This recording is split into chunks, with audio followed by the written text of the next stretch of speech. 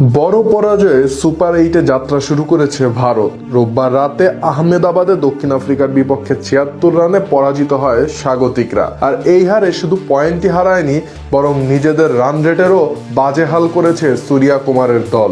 ১৮৭ run তাড়া করতে নেমে মাত্র ১১১ রানে অল আউট হয় ভারতের রান রেট এখন -৩.৮, যা গৌতম গম্ভীরের শিষ্যদের সেমিফাইনালে ওঠার পথকেই কঠিন থেকে কঠিনতর করে তুলেছে। উল্লেখ্য, এবারের টি-20 বিশ্বকাপে সুপার 8-এর দলগুলোকে দুটি গ্রুপে ভাগ করা হয়েছে। 4 দল নিয়ে গড়া প্রতিটি গ্রুপ থেকে দুটি করে দল উঠবে সেমিফাইনালে। গ্রুপ 1-এ ভারত ও দক্ষিণ আফ্রিকার সঙ্গে আছে ওয়েস্ট ইন্ডিজ ও জিম্বাবুয়ে।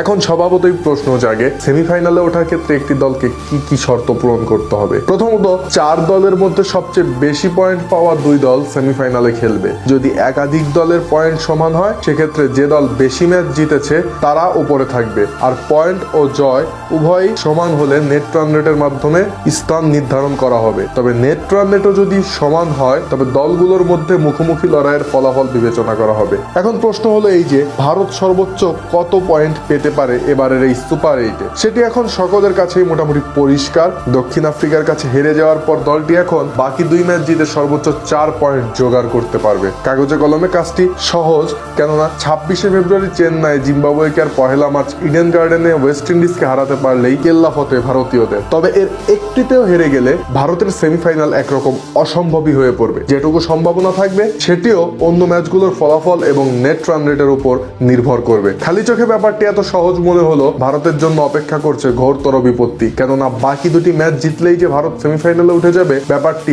মোটেও নিশ্চিত নয়। জয়ের পাশাপাশি নেট রান রেটের ক্ষতিও কাটিয়ে উঠতে হবে ভারতীয়দের, কারণ গ্রুপে 3টি দলের পয়েন্ট 4 হওয়া খুবই সম্ভব, আবার একটি দলের 6 ও 3টি দলের 2 পয়েন্ট করে হওয়া সম্ভব। তাই ভারতের কাজ শুধু জেতাই নয়, ভালোভাবে জেতা, যার অর্থ হচ্ছে ম্যাচের দ্বিতীয় ইনিংসে ব্যাটিং করলে দ্রুত রান তাড়া করা, আর আগে ব্যাটিং করলে বড় ব্যবধানের জয় নিশ্চিত করতে হবে 2024 সালের চ্যাম্পিয়নদের। সূর্যকুমারদের জন্য সবচেয়ে ভালো হয় যদি দক্ষিণ আফ্রিকা তাদের পরের 2 ম্যাচ জিম্বাবুয়ে ও ওয়েস্ট ইন্ডিজকে বড় ব্যবধানে হারায়। এতে 6 পয়েন্ট নিয়ে দক্ষিণ আফ্রিকা সেমিফাইনালে তো উঠবেই, পাশাপাশি জিম্বাবুয়ে ও ওয়েস্ট ইন্ডিজের রান রেট কম থাকবে। সেক্ষেত্রে ওয়েস্ট ইন্ডিজ আর জিম্বাবুয়ের বিরুদ্ধে ম্যাচ দুটি জিতলেই সহজে সেমিফাইনালে পৌঁছে যাবে ভারতীয়রা। তবে ওয়েস্ট ইন্ডিজ যদি দক্ষিণ আফ্রিকাকে হারিয়ে দেয়, তাহলে ভারতের জন্য পরিস্থিতি জটিল হয়ে উঠবে, কেননা প্রোটিয়াদের বিপক্ষে বড় ব্যবধানে পরাজিত হয়ে ইতিমধ্যেই রান রেটে অনেকখানি পিছিয়ে ভারতীয়রা। যদি ওয়েস্ট ইন্ডিজ দক্ষিণ আফ্রিকার বিপক্ষে জিতে যায়, তখন শুধু পরের 2 ম্যাচ জিতলেই হবে না, বরং রান রেটের দিকে তাকিয়ে থাকতে হবে অভিষেক বুমরা।